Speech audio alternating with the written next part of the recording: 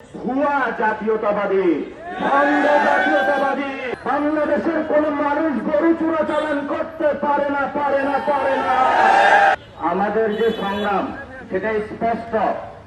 বাংলাদেশের ইসলাম এবং সার্বভৌমত্ব রক্ষার জন্য আমরা আজীবন মৃত্যু পর্যন্ত যুদ্ধ করে যাব ইনশাআল্লাহ। এটা স্পষ্ট আমাদের বার্তা। যারা ইসলাম প্রিয় মানুষ বাংলাদেশের, যারা সার্বভৌমত্ব রক্ষা চায়, সেই মানুষদেরকে নিয়েই আগামীর বাংলাদেশে রক্ষার আন্দোলন ইনশাআল্লাহ আমরা চালিয়ে যাব। আমরা আজকে একটি ঐতিহাসিক জায়গায় দাঁড়িয়েছি, যে ঐতিহাসিক জায়গার মধ্যে বাংলাদেশের প্রধান কবি, জাতীয় কবি কাজী নজরুল ইসলামের কবর রয়েছে, যিনি বলেছিলেন মসজিদের পাশে যেন আমার কবরখানি হয়। তিনি এই কথা কেন বলেছিলেন? আমরাও সেই আজাদী আন্দোলনের সূচনা করেছি। আমরা এক এক শুক্রবার এক এক মসজিদে যাচ্ছি, যেই বার্তাটা দিয়ে যাচ্ছি বাংলাদেশের মসজিদ ভিত্তিক স্বাস্থ্য ব্যবস্থা চালু করার জন্য, বাংলাদেশের মসজিদ ভিত্তিক এডুকেশন শিক্ষা ব্যবস্থা চালু করার জন্য। আমরা যে নামাজটা পড়ি, এই নামাজে কিন্তু আমাদের অনেক সূরা কেরাত পড়তে হয়। আমাদের যে বর্তমান শিক্ষা ব্যবস্থা, সেখানে বাংলাদেশের ইসলাম মুসলমানদের যে শিক্ষা ব্যবস্থা সেটাকে খারিজ করা হয়েছে। এই জন্য আমরা মনে করি মসজিদ ভিত্তিক ইসলাম প্রসার করার জন্য, মুসলমানদের অস্তিত্ব টিকিয়ে রাখার জন্য স্বাস্থ্য ব্যবস্থা, অর্থনৈতিক ব্যবস্থা এবং শিক্ষা ব্যবস্থাকে পুনর্গঠন করার জন্য আমাদের প্রজন্মের যারা তরুণ বৃদ্ধা বনিতা রয়েছে, সবাই আমরা ঐক্যবদ্ধভাবে নতুন আন্দোলনের সূচনা করতে যাচ্ছি। দ্বিতীয়ত, এই আমাদের পাশে রয়েছে বাংলাদেশের গণতন্ত্রের শহীদ, ভারতীয় আধিপত্যের বিরুদ্ধে যিনি চোখ রাঙিয়ে কথা বলেছিলেন, বাংলাদেশের মুসলমানেরা, বাংলাদেশি ভাইয়েরা, তোমরা দরকার হয় ঘাস খেয়ে হলেও সীমান্ত রক্ষার জন্য অস্ত্র বানাও। আমাদের শহীদ উসমান হাদি ভাই এইখানে হলো আমাদের পাশে ঘুমিয়ে রয়েছেন। উনি আমাদের দেখছেন, উনি আমাদেরকে বলে গিয়েছিলেন, ইনসাফের ডাক দিয়েছিলেন, বাংলাদেশের পক্ষের আজাদীর আন্দোলনে ডাক দিয়েছিলেন। যারা আমরা উসমান হাদি ভাইকে ভালোবাসি, যারা বাংলাদেশকে ভালোবাসি, যারা কবি নজরুলের মন্ত্রে দীক্ষিত আছে, আমাদের সামনে একটি নতুন যুদ্ধ অবতীর্ণ হয়েছে। সেই যুদ্ধের মধ্যে চলে এসেছে গেরুয়া রক্ষী বাহিনী, যারা আমাদের সীমান্তে শুধু 2000 থেকে 2026 সাল পর্যন্ত 2025 জন মানুষ বাংলাদেশি নাগরিককে তারা হত্যা করেছে। প্রত্যেকবারই যখন বাংলাদেশ নাগরিককে তারা হত্যা করেছে, তারা বাংলাদেশে 2025 বার বাংলাদেশের সীমান্ত এবং বাংলাদেশের মানচিত্রের উপরে হলো যুদ্ধ ঘোষণা করেছে। আমাদের যিনি বর্তমান সরকার, ওনারা বলেছিল সবার আগে বাংলাদেশ, সবার আগে বাংলাদেশ আপনি মুখে বলেন, আর সীমান্তে যখন মানুষ মরে তখন আপনার বক্তব্য এবং কাজ হলো সাংঘর্ষিক। এই জন্য বক্তব্য এবং কাজ যখন সাংঘর্ষিক হয় তাদেরকে বলা হয় মুনাফিক। অর্থাৎ আপনি বললেন যে আপনি বাংলাদেশের সংস্কার বাস্তবায়ন করবেন হা ভোটে ভোট দেওয়ার জন্য, জনগণ হা ভোটে ভোট দিয়েছে এবং বাংলাদেশে কোন সংস্কার আপনি বাস্তবায়ন করছেন না।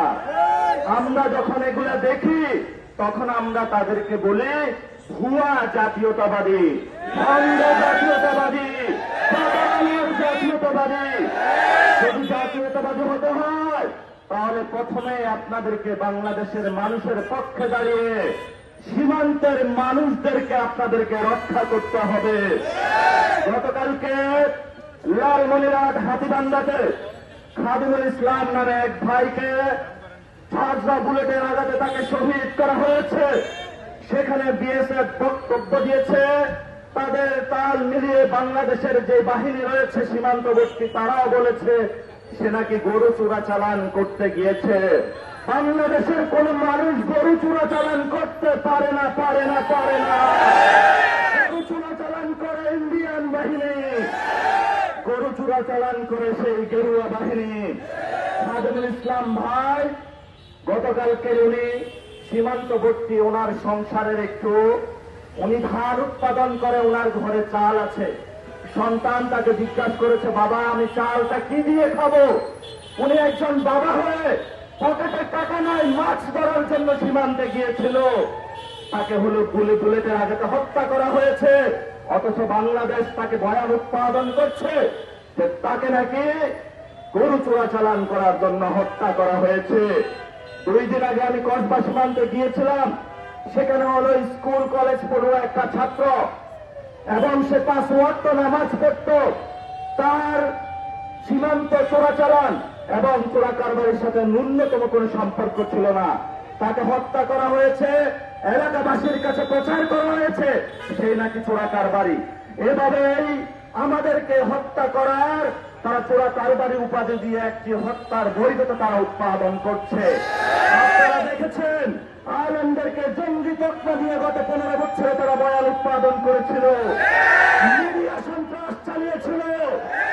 আলেমদের একটাই দোষ, বাংলাদেশে আলেমরা হলো ইসলামকে ভালোবাসে, মসজিদে নামাজ পড়তে যায়, তারা ভারতের সাথে কখনো আপোষ করবে না। এটাই তাদের অপরাধ। এটাই যদি তাদের অপরাধ হয়ে থাকে, সার্বভৌমত্ব ইসলাম যদি তাদের অপরাধ হয়ে থাকে, এই অপরাধের কারণে আমরা ফাঁসিতে ঝুলতে প্রস্তুত আছি, কিন্তু আমরা এটার সাথে আপোষ করব না। সীমান্তে যদি কেউ যায়, সেখানে যেই বাহিনীর হোক না কেন তাকে গ্রেফতার করতে পারবে যদি সে কোনো অপরাধী হয়ে থাকে, কিন্তু তাকে গুলি করতে পারবে না। এটা একটা আন্তর্জাতিক আইন। স্বরাষ্ট্রমন্ত্রী বক্তব্য দিয়েছেন, ওই পারে যদি তারা কাটাতার নির্মাণ করে তাহলে ভারতের এটা আভ্যন্তরীণ বিষয় না। আমরা বলি সীমান্ত মানেই তো আন্তর্জাতিক। আপনি সংবিধান বুঝেন, সীমান্ত বুঝেন না, বুঝেন না। আমরা মনে করি এগুলো হলো ভুয়া সংবিধান বিশেষজ্ঞ। এখন ওখানে আমাদেরকে বলে যে আমরা কি সরকার বিরোধী, আর আপনার নামের দলে তো হলো জাতীয়তাবাদী। তাহলে তো এটা যেই জন্য আজকে আমরা আন্দোলনে দাঁড়িয়েছি, সেই আন্দোলনটা তো প্রথমেই গ্রেফতার করার কথা ছিল। জিয়াউর রহমান আন্দোলন করেছিল, বেগম খালেদা জিয়া আন্দোলন করেছিল। উনি বলেছিল সার্বভৌমত্বের সাথে কোন আপোষ করবে না। ওদের হাতে গোলামীর জিঞ্জির, ওদের হাতে দিল্লির জিঞ্জির। উনি বলেছিল আমাদের হাতে স্বাধীনতার পতাকা। তাহলে আজকে সেই স্বাধীনতার পতাকা কোথায়? সীমান্তে বলন্তিত হচ্ছে।